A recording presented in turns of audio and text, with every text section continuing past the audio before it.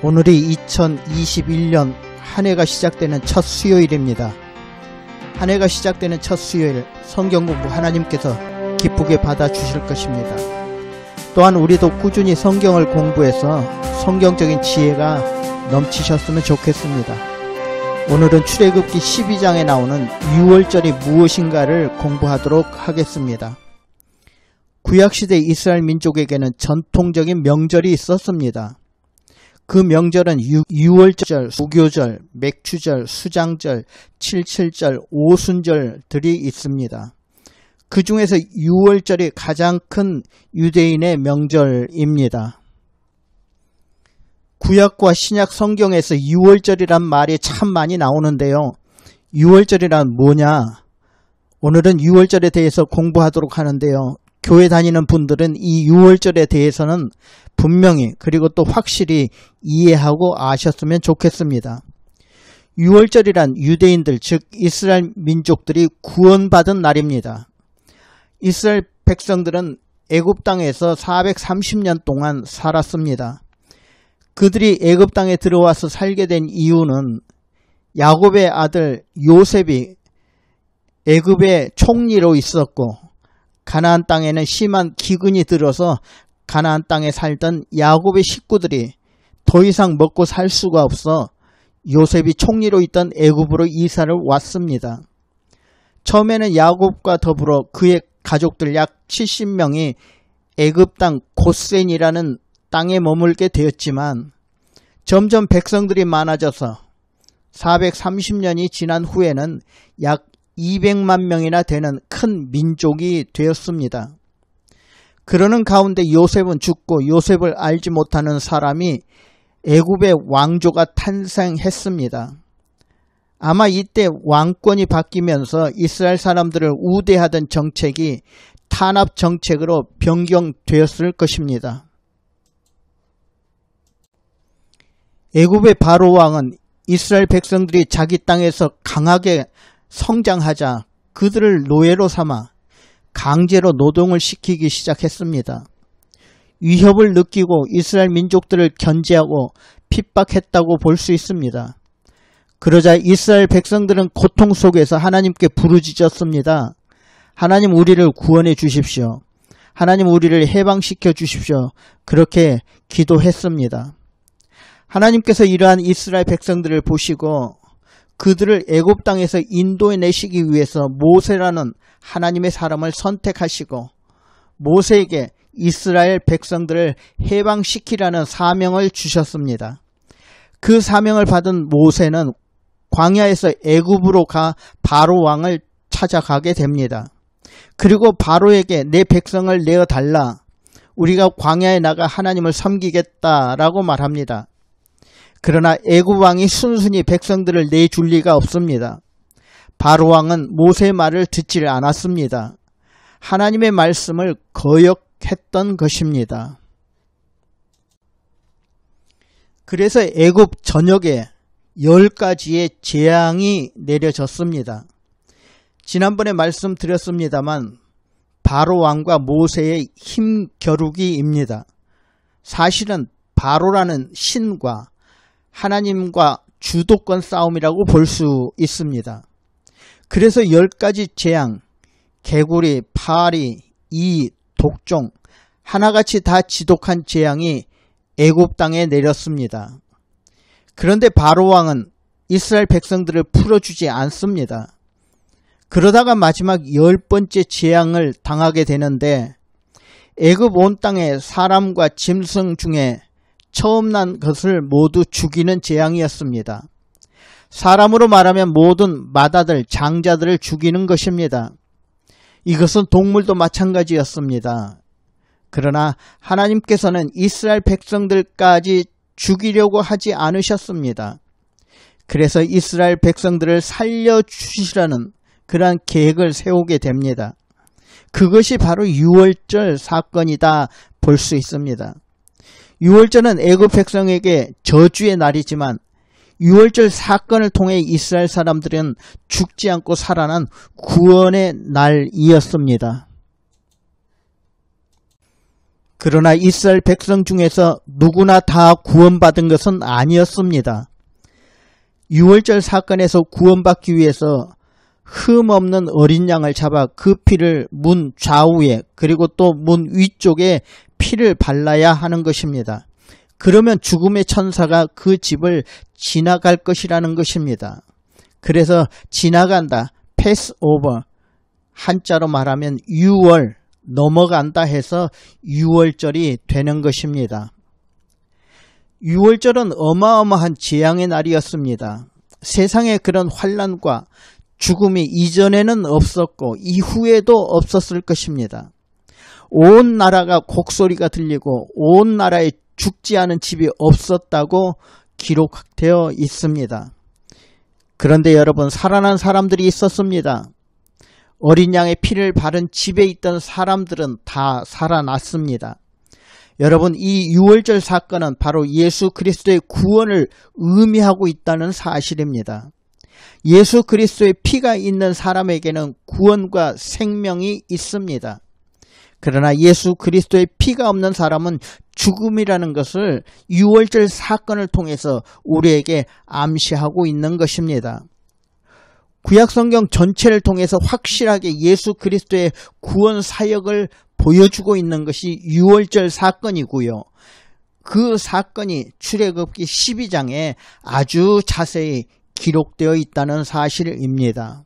하나님께서는 애굽에서 노예 생활을 하던 이스라엘 백성들을 여러 가지 방법으로 구원하실 수 있으셨지만 특별히 어린 양의 피를 통해서 구원받도록 은혜를 주신 것은 오늘 신약시대에 예수 그리스도 십자가에서 피를 흘려 죽으신 예수님을 미리 보여주는 사건이라 생각하시면 됩니다.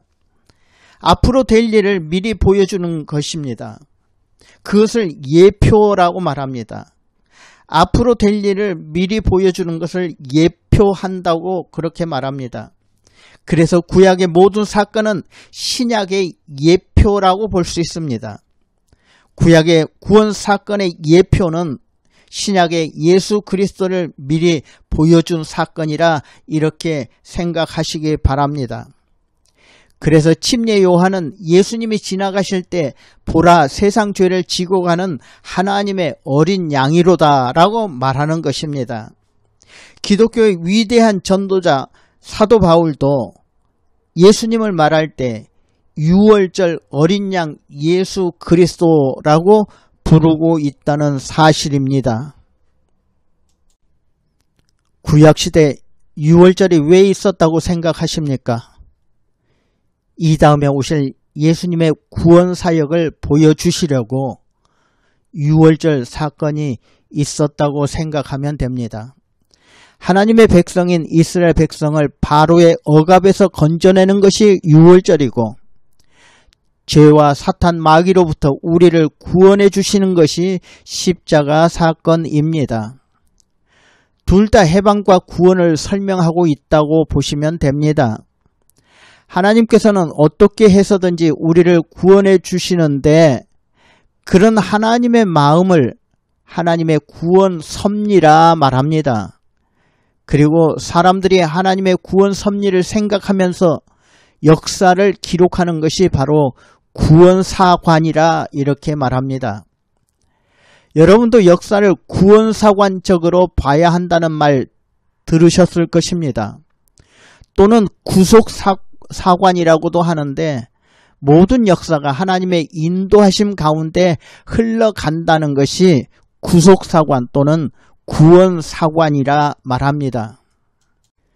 이런 구속사관 입장에서 역사를 보시면 이스라엘 나라가 세워진 것도 또 대한민국이 세워진 것도 아랍이란 나라가 세워진 것도 아랍과 이스라엘에 싸우는 것도 다 하나님의 뜻 안에서 이루어진다고 보는 것입니다. 우리 인간도 마찬가지입니다. 구속사관으로 보시면 하나님께서 창세전에 우리를 선택하시고 예수 믿게 하시고 구원해 주셔서 오늘날 우리가 이렇게 교회 생활할 수 있도록 하시는 것 다 하나님의 뜻이라고 믿는 것입니다. 어떤 하나님의 뜻이냐? 사람들을 다 구원하시고 하나님 나라에 이끌어 주시려고, 또 이 땅에 하나님 원하시는 나라를 완성해 가는 것, 모두가 다 하나님의 뜻입니다. 여러분, 세상이 종말이 가까웠다고 말합니다. 어쩌면 이 세상은 언젠가는 망하게 될 것입니다. 나라와 민족도 언젠가는 망할 것입니다. 결국에는 미국도 망할 것이고 한국도 망할 것이고 어느 나라도 영원히 존재하는 그런 나라는 없습니다. 그러나 모든 나라가 다 멸망한다 할지라도 멸망하지 않는 한 나라를 세우셨는데요. 그 나라가 바로 하나님의 나라입니다. 그럼 우리는 어떻게 하나님 나라 백성이 되느냐? 예수 그리스도를 믿고 마음에 영접하여 구원을 받은 사람들이 하나님 나라 백성이 되는 것입니다. 여러분도 그렇게 확신하셨으면 좋겠습니다. 이스라엘이란 나라는 야곱의 12아들로부터 시작했습니다. 하나님의 나라는 예수님의 12제자로부터 시작된 것입니다. 이스라엘 나라가 강한 나라가 되듯이 하나님의 나라도 강한 나라가 될 것입니다. 바로가 이스라엘 백성들을 억압했듯이 사탄 마귀가 하나님의 백성들을 괴롭히고 억압하는 것입니다. 그러나 하나님 나라는 계속 확장되어 갈 것입니다. 구원받은 사람들이 많아지게 되어 있다는 것입니다.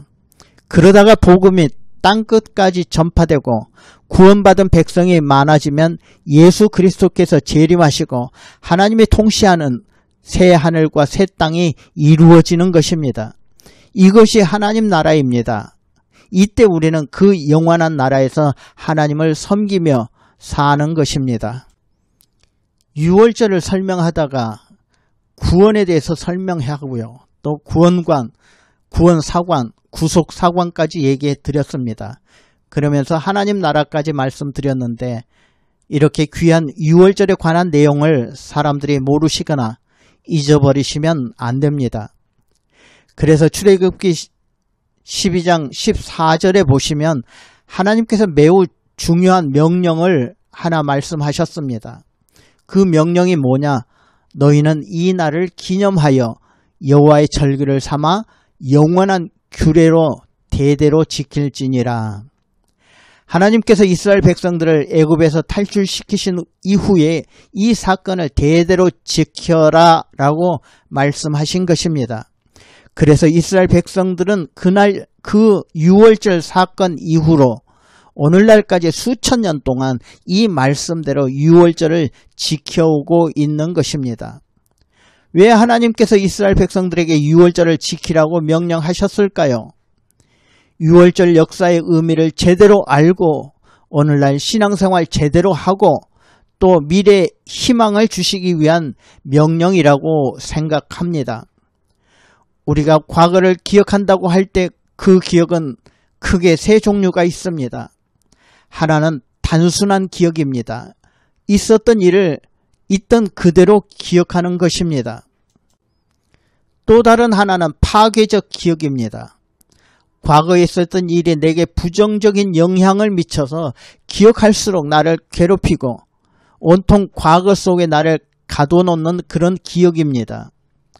과거의 일들이 내 안에 상처로 남아서 기억할수록 오늘의 삶은 온통 어둡게 만들고 내일을 향해 달려나가지 못하게 발목을 잡는 것이 파괴적 기억입니다.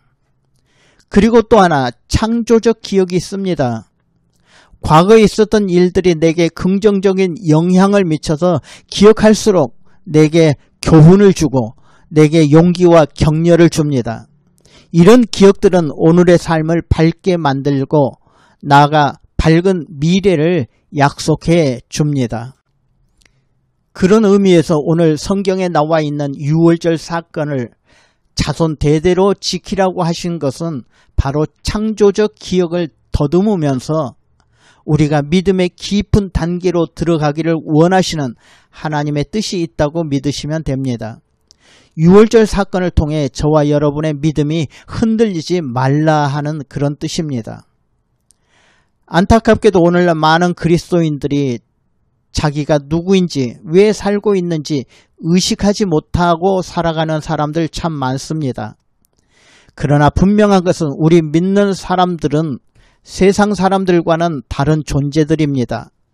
우리는 살아야 할 이유를 가지고 있는 사람들입니다. 그것은 항상 기뻐하며 범사에 감사하며 하나님 나라를 생각하며 사는 것입니다. 2021년도 저와 여러분이 이렇게 사시기를 간절히 원합니다. 오늘은 6월절 사건에 대해 말씀드렸습니다. 오늘 동영상 여러 번 반복하여 들으시고 6월절이 무슨 의미인지 이번에 확실히 아시는 기회가 되시기를 바랍니다.